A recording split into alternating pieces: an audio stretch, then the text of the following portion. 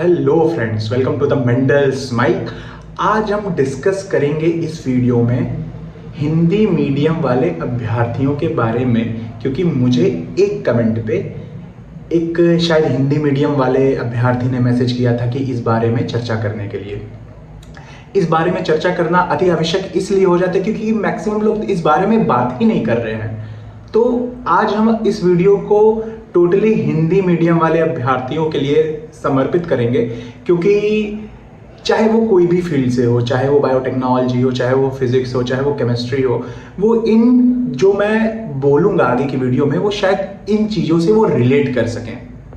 पहला हमारा सिस्टमैटिक तरीका ये रहेगा कि जो भी मुझे कॉन्सेप्ट्स क्लियर करने हैं वो मैं अपनी फैमिलियर लैंग्वेज में करूंगा, जिससे मैं कंफर्टेबल हूं।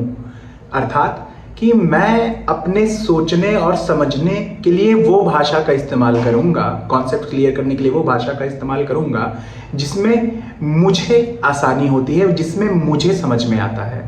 पहला। दूसरा, हमें ये करना है कि ऑल्दो जैम का जो पेपर है वो इंग्लिश मीडियम का है, तो हम ये कोशिश करेंगे कि जो भी हम क्वेश्चन प्रैक्टिस करें वो इंग्लिश मीडियम में करें। जो भी हम क्वेश्चन प्रैक्टिस करें वो इंग्लिश मीडियम में करें। सोचने, समझने और कॉन्सेप्ट क्लियर करने का जो हमारा तरीका रहेगा वो हमारी नेटिव लैंग्वेज का रहेगा। दूसरा, हमारा क्वेश्चन प्रैक्टिस और क्वेश्चन को हिट करने का जो तरीका रहेगा वो इंग्लिश माध्यम का रहेगा। लेकिन शायद स्टार्टिंग में हिंदी मीडियम वालों को इसमें दिक्कत आ सकती है। क्यों दिक्कत आ सकती है?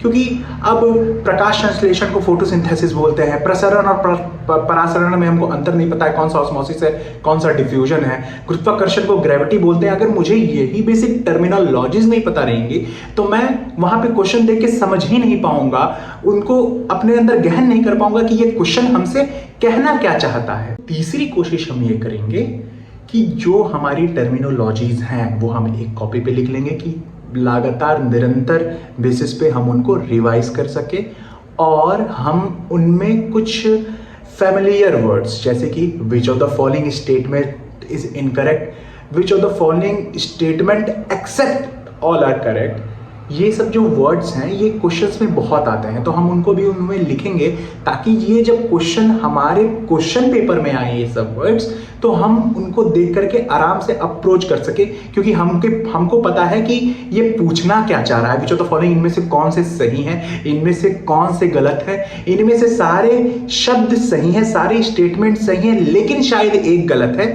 तो ये जो स्टेटमेंट है पूरा का पूरा, except all are incorrect, except all are correct, most likely to be correct, ये सब जो वर्ड्स हैं हम उनको भी उसमें बाकायदा उस कॉपी में लिख लेंगे, ताकि वो जो क्वेश्चन आए ना हमारे एग्जाम में तो हम उससे फैमिलियर रहें कि हाँ हमको इसमें अप्रोच क्या करनी है, हमको इसमें सही मारना है कि गलत मारना है, कि दोनों में से कोई ऑप्शन जो बहुत आंसर के करीब है उनको टिक करना है। हमें वहां कंफ्यूजन ना हो एग्जाम के समय में।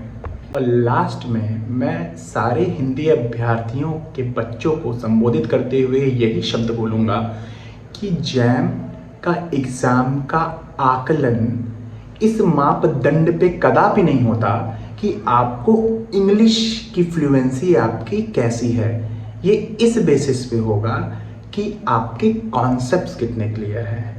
English language is just a skill. Jam आपको इस बेसिस पे इवेल्युएट नहीं करेगा कि आप कितने फ्लुएंट हैं इंग्लिश में, आपके सिर्फ और सिर्फ कॉन्सेप्ट्स कितने क्लियर हैं, इस बेसिस पे वो आपको जज करेगा।